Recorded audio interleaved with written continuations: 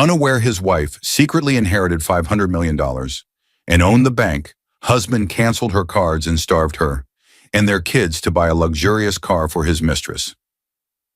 The next morning, the bank revelation destroyed him. He didn't just starve his own family, he did it with the same hands that once promised to protect them. It happened at the grocery store checkout under the cold fluorescent lights, with two little children holding onto the sides of the cart. Anna Collins, the quiet wife who lived modestly by choice, slid her bank card to pay for milk and bread, only to watch the screen flash the word "declined" again and again. The cashier looked at her with pity. Strangers avoided her eyes. And her children, they didn't understand why dinner might not happen that night. Both cards she tried were controlled by the same man, her husband, through a joint account he managed from his phone. He had cut them off with a few clicks, without warning, without a word. At home, the fridge held nothing but leftovers and a single apple. When Anna called her husband, Mark, hoping there was a simple mistake, he answered with a voice colder than the empty refrigerator behind her. "I canceled your cards. You spend too much.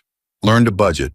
He hung up without caring what his words did to her, without caring that she now had two hungry kids looking up at her, without caring that just hours earlier, he had drained their visible savings to secure a luxury car for another woman. A mistress who sent him kiss emojis while Anna cut sandwiches into shapes to hide how little food was left. What Mark didn't know was this: the woman he had humiliated, abandoned, and financially strangled was the secret heir to the largest share of the regional bank chain that held his accounts and handled the payment for his new car. And the next morning, when Mark stormed into that same bank demanding his rights, he had no idea the woman sitting at the long executive table, calm, quiet, steady, was not just his wife. She was the bank's newly activated majority owner, with full authority already in her name. The same woman whose cards he canceled, the same woman whose children he starved, the same woman he thought was powerless. This isn't just a story about a declined card. It's about what happens when a man gambles his family's future against a woman he never truly understood. Dear viewers, thank you for being here. If you watch without subscribing, it's like leaving Anna alone in that grocery line all over again. Quiet, unprotected, underestimated. When you subscribe, you stand with every woman who stayed kind, stayed patient, stayed loyal, until the day she finally rose. The first sound in the room was the sharp crack of a pen hitting the table. Anna Collins, 32, quiet, graceful, and freshly grieving, flinched as it rolled toward her. Her lawyer, Mr. Grant, had not meant to startle her. He was simply overwhelmed by the weight of the documents lying between them. The room felt too bright, too clean for the kind of truth she was being asked to carry. Papers marked with her late father's name, Thomas Harding, were spread out like pieces of a puzzle that could change a life forever. And they had. Anna sat perfectly still, hands folded in her lap, her long brown hair falling over one shoulder. Her eyes, swollen from crying for days, drifted from one page to another. Every sheet was a reminder that her father, a man the world barely knew, had held more power than most banks dared to imagine. What she was signing was not a simple inheritance. It was control over the very bank chain her family had lived quietly behind for decades. Her father had never been a loud man. At 56, he passed unexpectedly, leaving behind no mansion, no luxury cars, no public reputation. But behind closed doors, he was the largest silent investor in the regional bank chain, an empire hidden behind modest clothes and simple habits. In Anna's earliest memories, he never bragged about success. Instead, he taught her how wealth should behave. She remembered sitting beside him at the kitchen table when she was only 9. He held a financial newspaper in one hand and a slice of toast in the other. "You see this?" he had said gently, circling numbers with a pencil. Money is loud for the insecure, but real power is quiet. She had watched him carefully, absorbing every word like a child watching the stars. He would teach her how to read charts, balance sheets, and bank reports the same way some fathers taught their children to ride a bike. Their bond was built on truth, perspective, and a strange kind of secrecy he believed protected them. And now all of it belonged to her. Her hand trembled as she picked up the pen again. Mr. Grant, mid-40s, calm voice, her father's trusted advisor, leaned forward. "This last page makes it official," he said. "Anna, once you sign this, you become the majority owner. The shares transfer to you today. But remember the terms. Your father required that everything stays private. Your voting rights and public role stay on hold until you sign the final activation documents." He tapped a thin sealed envelope at the edge of the file. "These you can choose to sign later, whenever you feel ready. Until then, only the board and I know the full truth." Anna swallowed hard. "I understand. You will inherit roughly 500 million, he added gently, knowing the number still frightened her. "Most of it is in bank shares and long-term structures, not cash in a regular account. And when you activate this," he nodded toward the envelope, "you will hold full authority on the bank's board." She nodded, but her eyes drifted to the window. She didn't feel rich. She felt empty. Mr. Grant continued, "Your father believed you'd use this wisely. He wanted you to have a life defined by character, not money." A soft memory flickered, her father standing in the yard the day she turned 18. He placed a hand on her shoulder. "Never judge people by their bank accounts, Anna. Judge them by who they are when they think no one is watching." She wondered if he knew, even then, how much she would need that lesson.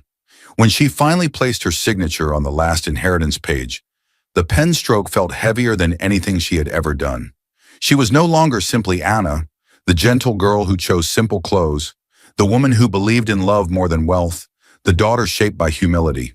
She was Anna Harding Collins, heir to a fortune large enough to shift entire communities. She already carried her husband's last name, Collins, after their quiet wedding a few years earlier. Together they were raising 2 young children at home while Mark worked full-time. Yet she wanted none of the spotlight. She wanted a normal life, one where she married for love and raised children without them feeling the shadow of her family's name. Mark knew she came from a decent family, but not that her father owned the bank chain behind their local branch. At Anna's request, her father had kept things discreet. Their joint day-to-day accounts were simple customer accounts in Mark's name and hers, nothing that looked special on the surface. As the papers were gathered, Mr. Grant gave her a long, careful look. "Before you leave," he said, voice lower than before, "I need you to hear something." Anna looked up, unsure. He hesitated, then offered the warning her father once whispered to him. "Money doesn't change people. It reveals them. Please, be careful who stands close to you." The air seemed to freeze. At that time, Anna had no reason to fear anyone. She was in what she believed was a loving marriage with Mark Collins, her 28-year-old husband. Charming, hardworking, humble. A man who admired her simplicity, who said he felt peaceful around her, who loved that she didn't care about expensive things. He told her once that she was pure-hearted. To Anna, he was safe. To Anna, he was home. She offered Mr. Grant a small, tired smile. "Mark isn't like that. He values honesty." Her lawyer didn't argue. He only nodded, collected the documents, and slid them into a thick envelope. He placed the sealed activation set, the one with her father's letter on top. "Keep these somewhere safe," he said. "You may decide you never need them, but if someone ever tries to take advantage of you, Anna, remember that you are not powerless." Anna stood, smoothing her dress, steadying her breath. As she walked to the door, her reflection caught her eye in the glass. A woman holding power she never asked for. And as she stepped out of the office, a small, quiet thought brushed through her mind, almost like a whisper. If people reveal their true selves, when will I see his? A question she didn't yet understand, but soon would. The sound hit the house like a sudden thunderclap, a chair crashing to the floor. Anna Collins, now 35, snapped her head toward the living room just in time to see her husband, Mark, pacing with sharp, restless steps. His jaw was tight, his shoulders tense. His shirt half untucked from another long day at work. Their daughter Lily, 8 years old, bright and gentle, jumped at the noise, and their son Noah, 5, curious and sensitive, pressed closer to his mother's leg. For a moment, the scene looked like a storm gathering in the middle of an otherwise peaceful home. "Sorry," Mark muttered, forcing a smile too quickly. "Long day." But the way his hands trembled slightly. It didn't feel like normal work stress. It felt like something heavier, something Anna couldn't name yet. She steadied her children with a reassuring touch, her voice soft. It's okay. Why don't you two go finish your drawing?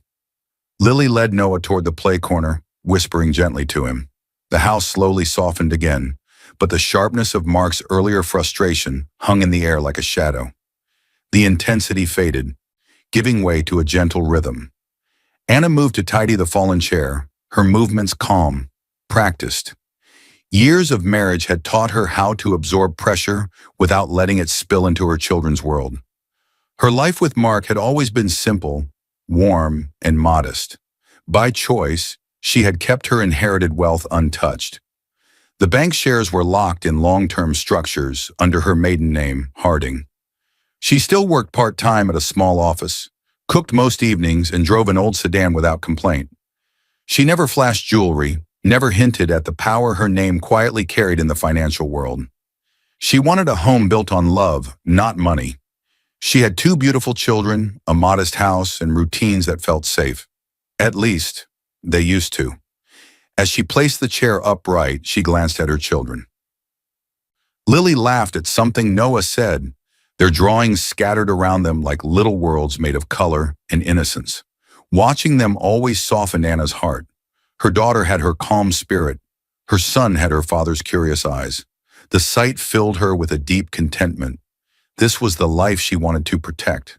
But underneath that peace lived a locked secret. In the bedroom behind her jewelry box was a wooden drawer that only she had the key to. Inside was a single file marked "Final Approval Pending." She hadn't opened it in years. It contained the last stage of her inheritance, documents that would give her full activation rights over everything her father left her, including direct control over the bank's board. She didn't need it. She didn't want it. She wanted to build a life based on trust. Her father had allowed this. His will gave her room. She could delay taking an active position for as long as she wished. So she chose to live as if they were an ordinary family. Mark believed he was the sole provider, and she had allowed it. He handled their visible accounts, their bills, their budgeting. Their joint salary account and savings sat in the same bank her father once owned a controlling share of, now hers, though Mark only saw it as the closest convenient branch. He believed she came from a simple, ordinary background, and she let him believe it because simplicity brought her peace. But lately, something inside that peace had begun to shift. As the children colored and the house settled, Anna stepped into the kitchen to check the time. Her phone buzzed on the counter. A message from Mark. She wiped her hands and opened it. Working late again. Don't wait up. Her eyes narrowed slightly, not in anger, but in confusion. Mark had already come home earlier, pacing and tense. Why was he saying he would be working late when he was already here? She checked the timestamp. The message had been sent just before he walked in and knocked over the chair, while he was still outside, still deciding what version of his day he would hand to his family. Anna read the message twice, once for the words, once for what the words didn't say. She replayed the last few weeks in her mind. He had started coming home at strange hours. He kept his phone on silent. He had begun locking the screen quickly whenever she walked by. He showered the moment he entered the house. He complained more often about bills, even though they lived modestly and rarely spent on extras.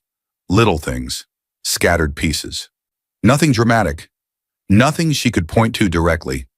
But small changes are sometimes the loudest warnings. When Mark re-entered the kitchen, his face brightened too quickly again. Everything okay? She nodded with a soft smile. Yes, just tired. He leaned in to kiss her cheek. The gesture was familiar, but the energy behind it felt colder than it used to be. His eyes didn't settle on hers. His hands didn't linger. For the first time since their wedding day, Anna felt a strange emptiness form between them. She didn't mention the text. She didn't ask why he pretended to be somewhere else. She didn't ask why his temper was rising more often. Instead, she watched him walk to the living room, phone in hand, shoulders slightly hunched. Not like a man carrying normal stress, but like a man carrying secrets. She exhaled slowly, her hand brushing over the counter. As she did, her fingers touched her key ring. The small golden key, the one that opened the locked drawer, glinted briefly in the soft kitchen light. A quiet voice whispered inside her memory, her father's voice. Be careful who stands close to you. She pushed the thought away, forcing a breath of calm into her lungs. But as she returned to her children, a deep, unsettling truth tugged at her. Something in her life was shifting, something she couldn't yet see, but soon would. And later that night, when she checked her phone again, another message from Mark waited. One that would raise the first real question in her heart. The slam of the front door shook the entire hallway. Anna jumped, her heart thudding against her ribs as Mark stormed inside. His face was red, his breathing uneven, his movements sharp as if he had been holding anger in his fists all day. Their daughter Lily froze mid-step at the top of the stairs, and little Noah clung to the railing, wide-eyed. Mark didn't look at them. He didn't look at Anna either. He brushed past all three of them like they were ghosts. The intensity of his entrance felt like a warning, one Anna didn't know how to read yet. She pulled the children gently back. "Go to your room, okay? I'll see what's wrong." Once the kids disappeared upstairs, the house fell into an uneasy quiet. The storm faded into a low, confusing hum. Anna found Mark in the living room, sitting on the edge of the couch. He held his head in his hands. His phone sat beside him, screen down, like it was hiding its own secrets. She stepped cautiously toward him. "Mark, what happened?" He exhaled sharply. "Nothing. Work stuff." But his body said otherwise. His shoulders were tense. His eyes avoided hers. His fingers tapped the couch cushion in a nervous rhythm. For the past month, these signs had slowly started showing up, pieces of a puzzle she didn't want to put together. He had begun taking more work trips, even though his job as a regional sales manager rarely required travel before. He snapped about money more often, even though their lifestyle hadn't changed. One moment warm, the next distant. And he snapped over the smallest things, forgotten keys, noisy children, simple questions. And then there was his phone, the device he used to leave in plain sight, now never left his hand. He kept it on silent. He typed quickly, screen angled away. He even took it with him to the bathroom. Anna tried to believe it was just stress, workload, pressure, tiredness, something normal, something fixable. But the changes were too many and too sudden. She sat beside him gently. "Is there anything I can do?" "No," he muttered, standing abruptly. "I just need space." He grabbed his phone and walked out of the room, leaving Anna staring at the empty space he'd been sitting in. The living room felt colder after he left, like the warmth of their marriage had slipped out with him. Slowly, reflection filled the quiet. She thought of how he used to be, how he laughed easily, how he held her hand without thinking, how he once told her on their wedding night, "I hate men who cheat. I'd never do that to my family. Never." The memory played in her mind like an old film, soft, bright, full of promises. Back then, she had believed every word. But now, the man walking through their home felt like a stranger wearing Mark's face. Her breath shook as she tried to calm herself. She didn't want to accuse him of anything. She didn't want to imagine the worst. She wanted to protect her children and keep the peace. Still, something inside her, something quiet but sharp, kept whispering, "Something isn't right." That night, long after she tucked the children into bed, Anna stepped into the hallway to check if Mark locked the front door. She stopped halfway. Mark's voice echoed softly from around the corner. He was whispering. She moved closer, careful not to make a sound. Mark stood near the dark hallway window, phone pressed to his ear, voice lower than she had ever heard it. "Yeah, I miss you too," he whispered. "I'll see you soon, Lana." Anna's entire body went still. The name cut through her like a blade, gentle at first but deep enough to reach her bones. Lana. A woman's name, a name she had never heard before in his stories about work. Her breath hitched, too loud in her own ears. She stepped back, gripping the wall for balance. When Mark hung up and turned, she forced herself to stand straight. He spotted her in the dim hallway. "Hey, didn't know you were awake." He gave her a too casual smile. "Just talking to a coworker about a project. Nothing big." A smooth lie, a quick lie, a practiced lie. He kissed her forehead lightly and walked past her, as if the world had not just tilted beneath her feet. Anna stared into the darkness he left behind, heart trembling, mind racing with questions she was suddenly afraid to answer. And as she returned to the bedroom, one thought whispered quietly in her chest. If a name could shake her this deeply, what would tomorrow reveal? The beep of the grocery scanner sounded sharp and final, like a warning shot. Anna stood at the checkout counter with 2 bags of basic groceries: bread, milk, eggs, fruit, and a small snack for each of her children. Lily and Noah stood beside her, quiet and patient, unaware that their mother's stomach was already tightening with worry. The cashier, a young woman with kind eyes, smiled politely. "That'll be $34.18. Anna slid her debit card through the reader. It was the everyday card tied to Mark's salary account, the one she always used for groceries. Declined. The sound was loud in her ears, like a slap. She frowned gently, trying to hide her confusion. "Let me try another one." She reached for the second card, the emergency credit card Mark had added her name to, just in case. She tried again. Declined. The cashier's smile faded, replaced by a soft look of pity that cut deeper than the beep itself. People in line shifted impatiently. Her cheeks warmed.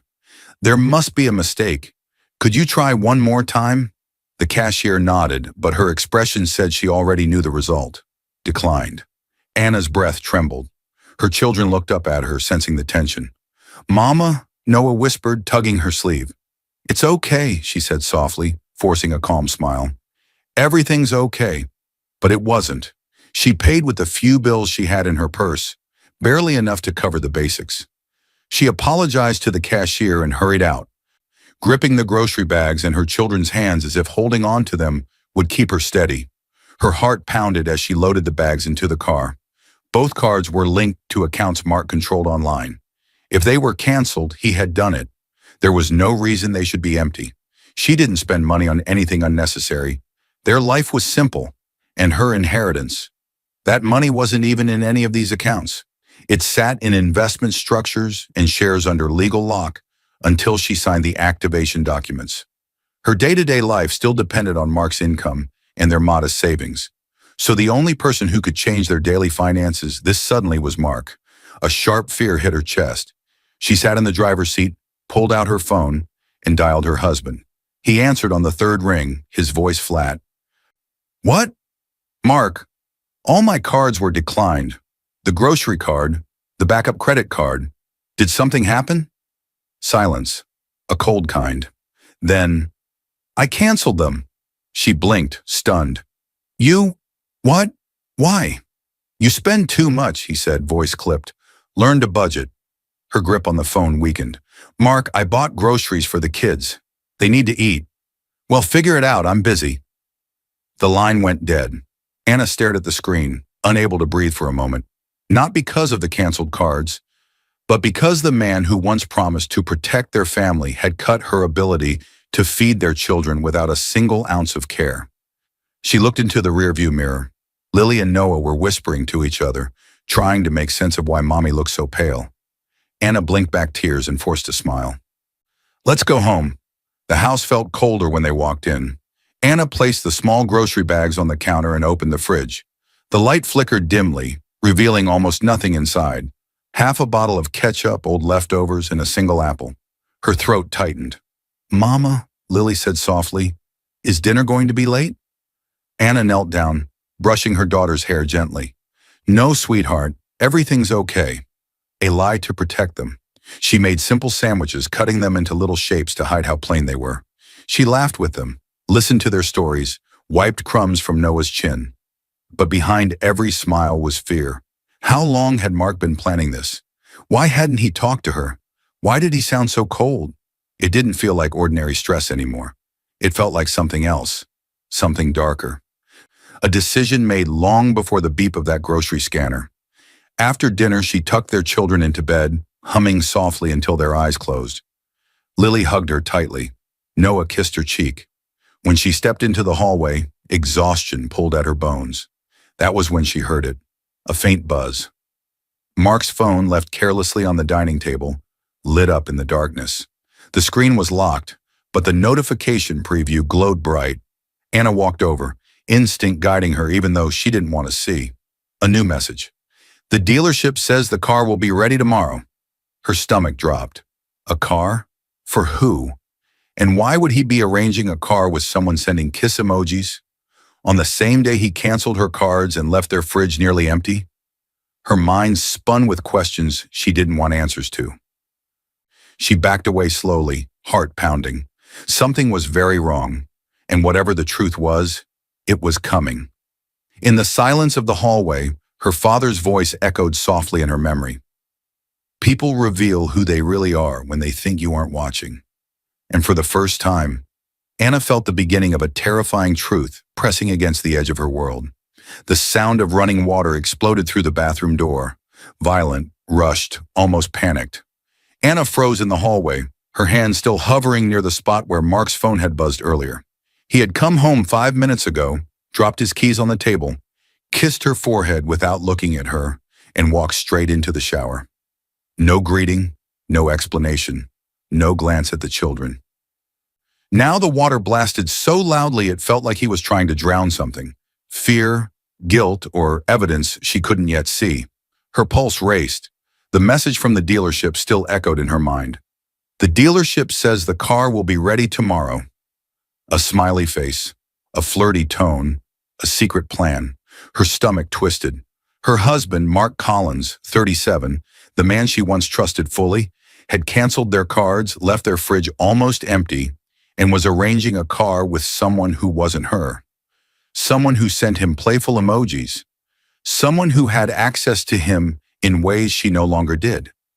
Intensity tightened her chest as she stared at the locked bathroom door. Slowly her breathing eased as reflection crept in. She needed to know more, not to start a fight, but to understand the truth before it destroyed her. Anna moved to their bedroom, her mind replaying the last year with a painful clarity she had never wanted to face. Mark had changed gradually, not suddenly. He used to kiss her with warmth.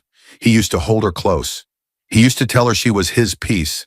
But slowly, piece by piece, those gestures faded. First, the long work trips, then the cold responses, the quick lies, the whispered phone calls, the anger over nothing, the walking out in the middle of conversations, the new clothes she never bought for him, the cologne she didn't recognize, the sudden money problems that never matched their simple bills. She had explained it all away: stress, pressure, exhaustion. She tried to stay gentle for their 2 children, Lily and Noah. She tried to give Mark the peace he once gave her. But now, everything pointed somewhere she had never wanted to go. Cheating, and worse. He was using money meant for their children to fund it. Logic settled painfully in her chest. His sudden need to control finances, his anger, his secrecy, his insistence that she learn to budget, his coldness at the grocery store phone call, his willingness to let his own children go hungry. This wasn't stress. This was betrayal. She felt her father's lessons echo in her chest. Judge people by who they are when they think no one is watching. Now she was watching. The bathroom door creaked open. Mark stepped out, towel wrapped around his waist, scrolling through his phone instantly, checking, deleting, hiding. He had grabbed it from the table the moment he left the shower, as if afraid of leaving it out of his reach again. Anna stood near the dresser, steady but breaking inside. "You came home early," she said softly, testing his reaction. He barely glanced at her. "Yeah, got things to do." "Like the dealership?" she asked gently. His head snapped up. His eyes darted too quickly. "What dealership?" "The message on your phone," she replied, "about the car being ready tomorrow." His jaw tightened before he forced a laugh. "Oh, that? It's work stuff. A company demo car. You misunderstood." "Work with hearts and kiss emojis?" she asked, voice barely above a whisper. He stiffened. "Anna, don't start. You always overreact. It's a coworker. She jokes a lot." A coworker. That was the lie he chose. Anna looked at him, not with anger, but with a pain so deep it silenced her. Mark walked past her, mumbling excuses she didn't believe. He put on a clean shirt, grabbed his wallet, and headed for the door. "You're leaving?" she asked. "Yeah, meeting. Don't wait up." He left before she could say another word. The house grew silent, heavy like a storm that refused to break. Anna walked into the hallway and sat on the floor near the children's bedroom door. She listened to their quiet breathing, letting it ground her, keep her from falling apart. Her heart ached for them more than for herself. She needed to protect them. She needed to stay steady. She needed to know the full truth. Her hand drifted to her pocket, closing around the small golden key, the one that opened the locked drawer with her father's documents. She wasn't ready to use it. Not yet. But something inside her whispered that soon she might have no choice. As she stood, Mark's cloud backup, still automatically syncing to their shared tablet on the bedside table, buzzed once more. A new message preview flashed across the screen. This time the first line showed something that made her blood turn cold. "Can't wait to see you tomorrow." And the car. And with that message, the final thread of her illusions began to unravel. The house shook with the force of the front door slamming. Anna jumped, her breath caught in her throat. Mark had returned. She heard his heavy steps stumble through the hallway, followed by the thud of something hitting the wall. Maybe his bag or maybe his anger. His voice echoed faintly, muttering curses under his breath, sharp and careless. The children were asleep. She couldn't let him wake them. She took a step toward the hallway, but before she could reach it, she saw him pass by. The shadow of a man she once loved.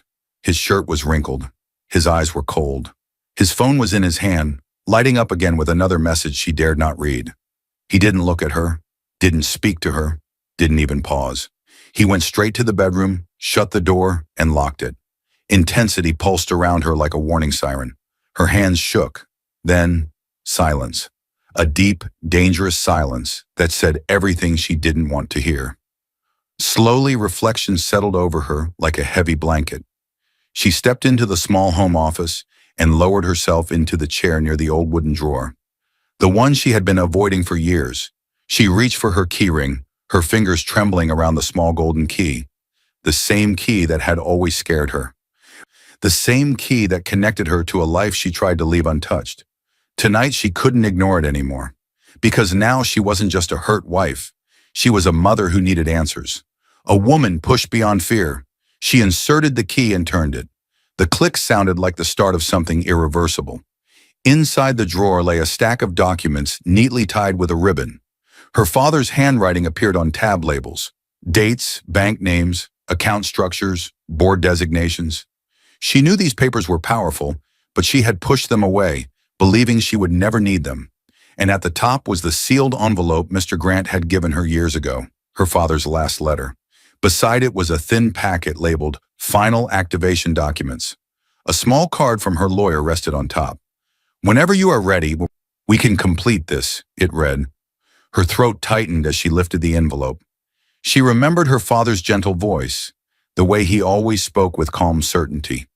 Her fingers traced the edge of the seal. She opened it. Her father's handwriting flowed smoothly across the page, filled with the warmth she missed every day.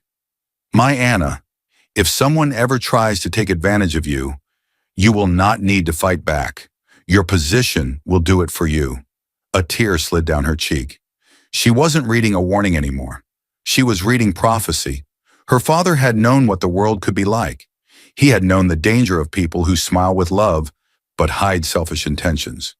He had taught her gently but firmly how to protect herself without ever raising her voice. Back then, she didn't understand. Now she did. She sat still, the letter trembling in her hands, the truth settling deep into her heart. She wasn't powerless. She wasn't trapped. She wasn't at the mercy of Mark's cruelty, nor his secrets, nor the mystery of this woman named Lana. She had the legal right. She had the financial strength. She had the authority over the very bank her husband depended on. Her gaze shifted to the packet marked Final Activation Documents. Her father's shares, her board rights, her majority stake in the regional bank chain. She inhaled deeply. This wasn't weakness. This was clarity. This was the moment her heart stepped out of fear and into truth. She reached for her phone with unsteady fingers and typed a short message to Mr. Grant. "I'm ready to activate everything. I need your help. It's urgent." She hit send. A few seconds later, his reply arrived. "I'll arrange an emergency meeting first thing in the morning. We'll protect you and the children. Keep everything safe tonight." She closed her eyes for a moment, letting the calm in his words steady her. But before she could gather the documents or fully steady her breathing, a sound from down the hallway made her freeze. A muffled voice. Mark's voice, talking softly through his locked bedroom door. She stepped closer, her heart loud in her ears. Words slipped out clearly through the thin wood. "Lana, don't worry. Tomorrow we'll fix everything." The drawer behind her remained open, her father's letter resting in her hand as the final pieces of betrayal locked into place. And in the quiet darkness, one thought cut through her chest like a blade. Tomorrow. Something was coming. The printer spat out papers so fast the machine shook. Anna stood over it with both hands braced on the desk, her breath unsteady, her heart racing. Line after line of bank statements poured out. Transactions she never approved, withdrawals she never knew about, expenses that didn't belong to her family. Every page was another slice of truth, and every truth cut deeper than the one before. The loud churn of the printer felt like thunder in the small home office. But Anna didn't flinch. She collected the warm papers, stacking them with a sharp, controlled precision. Intensity filled the room. This was the moment she stopped hoping Mark would explain himself. This was the moment she stopped giving excuses for his cruelty. This was when the fight turned quiet and real. Slowly, gravity settled onto her shoulders. After sending the message to Mr. Grant, Anna had not slept. The night deepened around her, but she stayed awake, moving with quiet purpose. The children slept in their room, safe for now. Mark had gone out again after his call with Lana, saying he needed air, leaving his side of the bed cold and empty. He hadn't noticed that their shared tablet on the bedside table still backed up his phone. Anna used her own login to access their online banking, something she rarely did, because Mark always insisted he'd handle everything. Now she wished she had looked sooner. The first statements made her stomach twist. The joint savings account, 20 years of careful budgeting and saving, had been drained in weeks. Large transfers went out to an account in Mark's name only. From there, payments to the car dealership appeared. Deposits labeled holding fee. The money that was supposed to be their safety net had become fuel for his betrayal. She printed every page. Next, she opened the cloud backup linked to the tablet. Messages synced one after another. Her chest tightened as she searched for a name she already knew. Lana. The thread of conversations between them was long. The messages weren't innocent. They were intimate. They were full of promises he no longer made to her. She took screenshots, saving every line that showed intent. "I can't wait till it's just us. She doesn't understand me like you do. The car will be ready tomorrow. You'll love it." She saved every screenshot. Then came something worse. An audio file blinked in the backup, a voice note he had sent to Lana days earlier. With shaking hands, Anna pressed play. Mark's voice filled the room, rough and careless. "I'll starve them before I let her cost me money. She'll learn her place." Anna's hand covered her mouth. Her legs weakened, collapsing her into the chair. The weight of the betrayal crushed through her chest. Not just infidelity, not just deception, but intentional harm. She saved the audio. Next came the voicemail. Lana's voice, light and mocking, automatically backed up from his phone. Why does he even stay with her? Honestly, he deserves better. Tomorrow you'll have the car, and then he won't need to hide anymore. Anna's breath hitched, not from jealousy, but from the cruelty. She saved the voicemail. The night was silent except for the soft hum of the printer and the beating of her heart. Then her phone vibrated. A new email from Mr. Grant. "Anna, I've spoken with the bank's president and legal team. If you sign the activation documents this morning, your authority as majority shareholder will be active immediately. We will also flag your accounts for suspected financial abuse and reverse any improper transfers under bank policy." She looked at the packet on her desk. The final activation documents she had ignored for years. With a steadying breath, she signed each page. Her signature turned hidden power into active authority. Her father's letter lay open beside the documents. His words held her heart steady. "You will not need to fight back. Your position will do it for you." She believed him now. Before sunrise, she had scanned the signed documents and sent them to Mr. Grant. He confirmed an emergency board call and a separate internal action. The joint account flagged, the transfer to Mark's solo account disputed, and the payment to the dealership frozen pending investigation. "Anna," he wrote, "emotions ruin strategy. Stay calm. Let the facts speak. We will also notify the dealership that the funds are under dispute. They will not be able to release the vehicle legally. The house settled into early morning quiet. The children slept peacefully. Mark was still out, working late, unaware his lies were unraveling, thread by thread. Anna gathered all the printed statements, screenshots, audio files, and voicemails into a single folder. Her hands didn't shake anymore.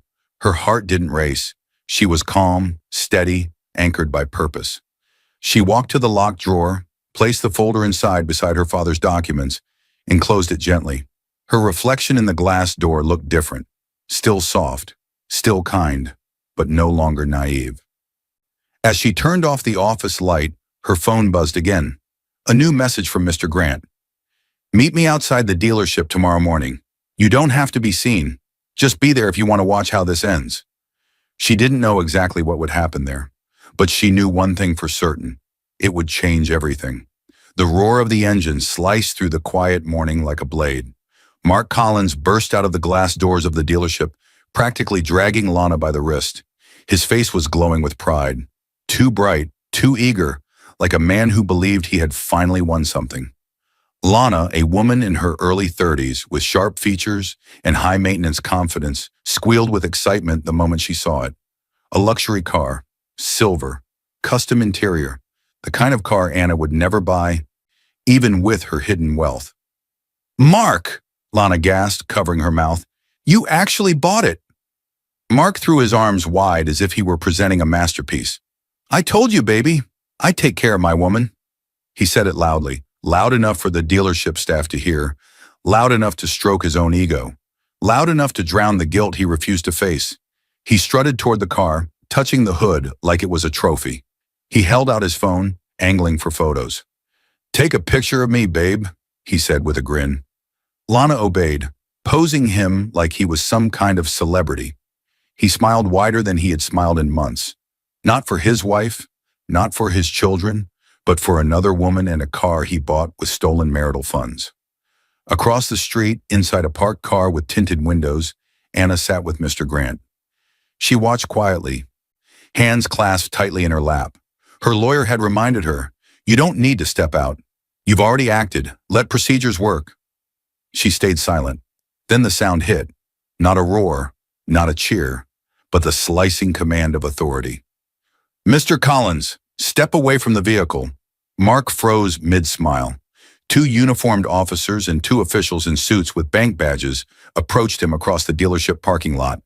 Their faces were firm, professional, unreadable. Lana blinked. Mark? What's happening?" Mark tried to laugh it off. "Probably a mistake. Officers, what's the problem?" One of the bank officials stepped forward. His identification card reflected the sunlight. "Mr. Mark Collins, the payment for this vehicle has been flagged by our fraud and compliance team." "Flagged?" Mark scoffed. "I made the payment yesterday." "With marital funds from a joint account," the official replied calmly, "which has now been reported by your spouse as being used without her consent. Under bank policy and pending investigation, the payment is reversed. Legally, the dealership cannot release this vehicle to you." Mark's face drained of color. Even Lana's lips fell open in shock. "What? No. No, there has to be a mistake," Mark shouted, stepping between them and the car. "I'm the one who earns the money. I transferred it." The officer shook his head. "The joint savings account you emptied is now under dispute. Until the investigation is complete, those funds are frozen, and this vehicle belongs to the dealership, not you." Lana's breath hitched. "Mark, you said you had your own money." Mark whipped his head toward her, panic spreading like wildfire. I do. This isn't. There must be an error." The second bank official lifted a clipboard. "The co-owner of the account, your wife, filed a formal complaint for financial abuse and unauthorized use of shared funds. We are obligated to protect her rights." Anna watched from the car, her jaw tight but her eyes dry. She didn't enjoy his humiliation. She simply needed the truth exposed. Mark's mouth fell open. His pride cracked. My wife?" he sputtered. She doesn't handle our finances. I do." "Regardless," the official replied, "she is the joint owner, and she has rights." One officer stepped around him, opened the car door, and spoke to the dealership manager standing nearby. "We'll leave the car with you. The sale is void until payment is lawfully resolved." The manager nodded stiffly, clearly unhappy but bound by policy. Mark tried to grab the driver's door handle, but the other officer lifted a hand sharply. "Step back, sir. This isn't your vehicle." The keys never reached his hand.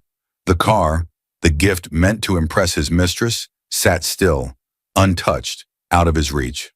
Lana stepped backward, her face twisting in confusion, fear and disappointment all at once. "Mark, why is your wife involved?" she whispered, voice trembling. "You told me things were almost over with her." Mark didn't answer. He couldn't, because for the first time he realized what Anna had done. She had moved quietly, legally, with precision that only someone with real power could use. The dealership staff watched from the windows. Neighbors driving by slowed down, staring. Lana covered her mouth, humiliated. Mark stood frozen in the sunlight, his world tilting, unraveling, splitting at the seams. "Mark!" Lana whispered again, stepping away from him. Her heels clicked back on the pavement. "Mark, what did you do?" He stared at her, his mouth opening. But no sound came out, because the truth was simple. He didn't know how deep the trouble went. He didn't know how much power Anna held. He didn't know his greatest downfall had already begun. Across the street, Anna closed her eyes for a moment, then looked down at her phone. As Lana walked away, Mark's phone buzzed loudly in his pocket. A new message. The preview line showed 4 words and a name that made his blood run cold. "Anna, we need to talk." Mark hit the bank door so hard they flew open. "Where is the manager?" he shouted, his face burning red, his voice echoing across the marble floors. Customers turned. Tellers stiffened. A security guard near the desk straightened instantly. Mark charged toward the counter, slamming his palm down. "My accounts are frozen. My money is gone. I want answers now." His rage cracked through the entire building. 2 security guards approached quickly. "Sir, please lower your voice." Mark didn't even look at them. "I said I want the manager." From behind the counter, a woman in a navy suit lifted a hand, signaling for calm. "Mr. Collins, we've been expecting you. Please follow us." Expecting him. The words hit him strangely. He followed the guards through a side hallway, not toward customer offices, but toward the executive wing. A wing he had never seen before. His heart pounded faster, not from fear, but from the humiliation he felt growing inside him. They reached a tall double door. One guard opened it. "Mr. Rain Collins," he announced, "you may enter." Mark stepped inside and froze. Anna sat at the long conference table, not crying, not shaking, not weak, calm, still, composed. Her hands rested gently on a stack of documents. Her eyes held no anger, just a quiet power he had never noticed until now. Across from her sat the bank president, Mr. Coleman, a man in his early 60s with silver hair and a firm posture. 2 board members sat beside him. Mr. Grant, her lawyer, was there too, his expression professional. Mark's stomach twisted. "What is this?" he demanded. "Anna, what are you doing here?" Mr. Coleman cleared his throat. "Mr. Collins, please sit." Mark refused. "No, I want—" "Sit," Mr. Coleman repeated, his tone sharp with authority. Something in that voice made Mark obey. He dropped into the chair opposite Anna, confused, irritated, sweating. Mr. Coleman folded his hands. "Your accounts weren't frozen by mistake, Mr. Collins. They were frozen by authorization." "Whose authorization?" Mark snapped. Mr. Coleman nodded toward Anna. "Mrs. Anna Harding Collins. As of this morning, she is the activated majority shareholder of this bank and an official board member." Silence crashed over the room. Mark blinked, then blinked again, then shook his head in disbelief. "What? No, Anna's not. She can't. She doesn't have that kind of—" Anna opened a folder slowly, her movements calm but final. Inside were papers he had never seen, documents with her father's name, ownership forms, transfer agreements, board acknowledgments, copies of the activation she signed that very morning. She finally spoke, her voice soft but firm. "I asked the bank to review our accounts. The withdrawals you made from our joint savings, moving everything into your sole account to fund a car for your mistress, were unauthorized." Mark's face turned pale. "That's not fraud. I'm your husband. I have rights to our money. No, Mr. Coleman said, his tone cutting cleanly. You have rights to shared funds used responsibly, not to drain accounts for personal gifts to another woman while your children's basic needs are neglected.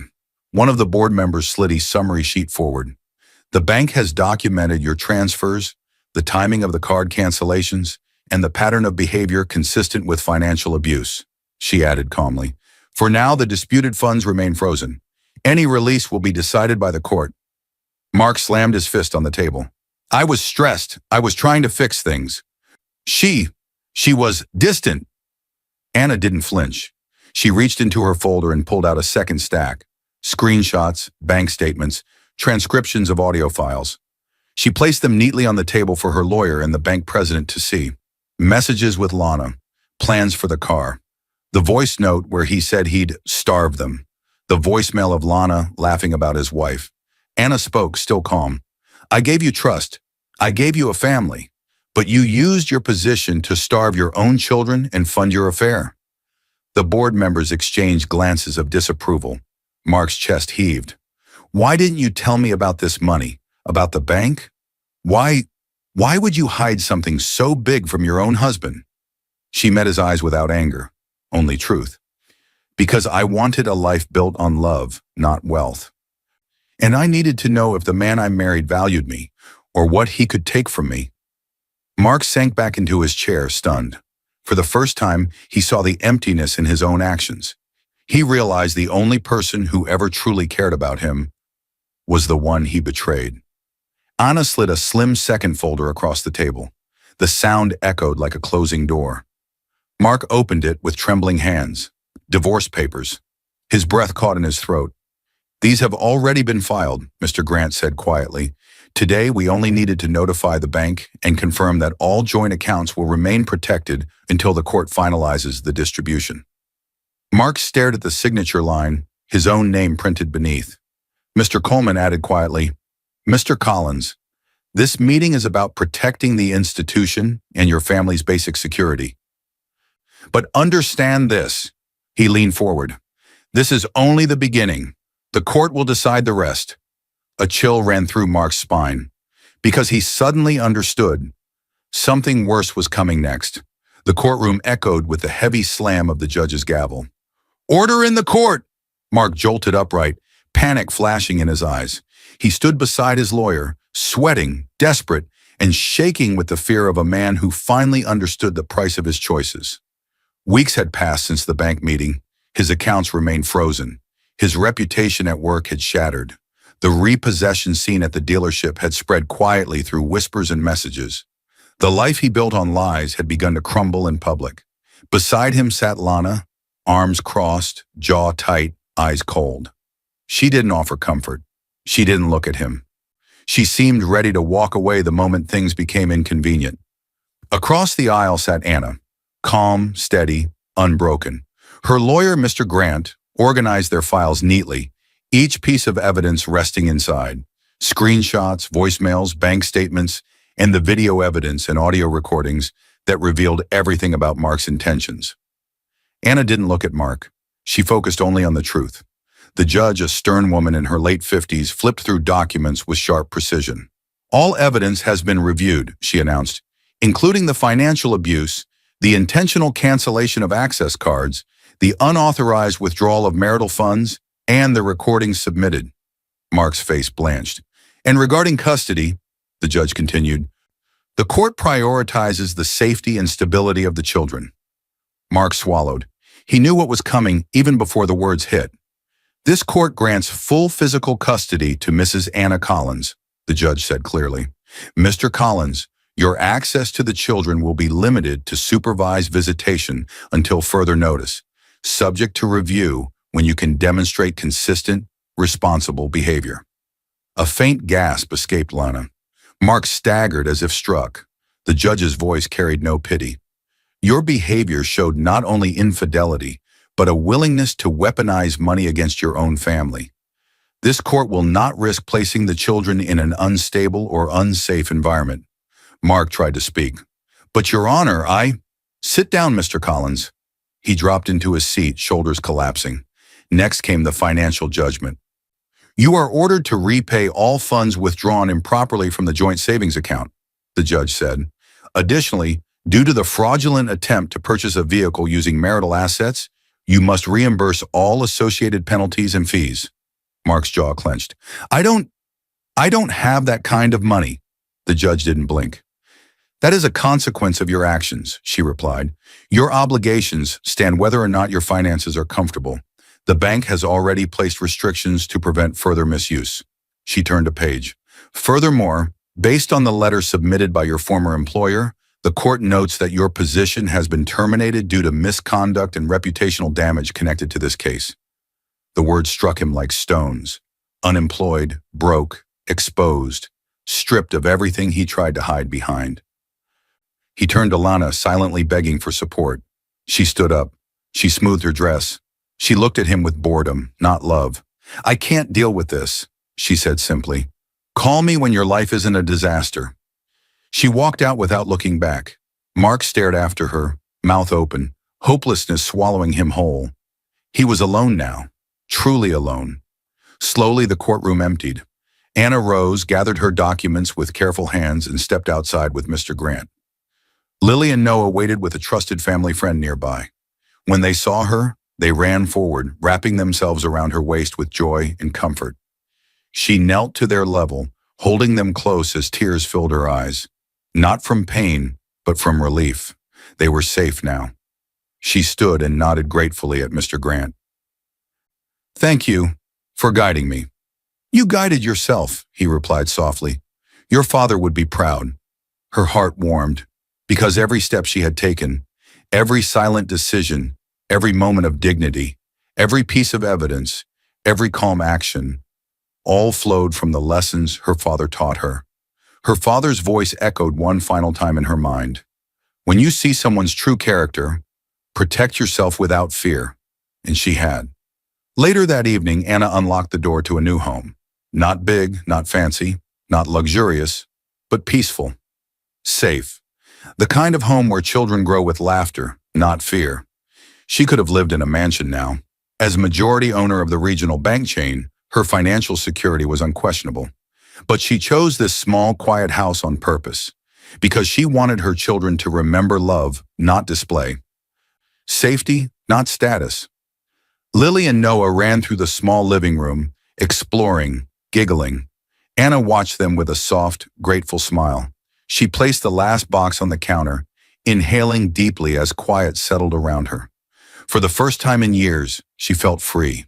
She had started taking a quiet role at the bank, attending board meetings, directing policy to protect families from the kind of abuse she had faced. She didn't flaunt her power. She simply used it where it mattered.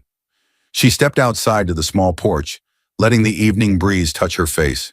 She looked at the sky with calm strength. In a gentle voice, almost like a closing reflection to herself, she whispered, I didn't destroy him. I simply stepped out of the way and let his choices catch up. She closed the door behind her, the future waiting on the other side like a new sunrise. I hope you enjoyed watching it as much as I enjoyed creating it. Like, share, and comment on the lessons you've learned. Let me know where you're watching from in the comments below. See you in my next video.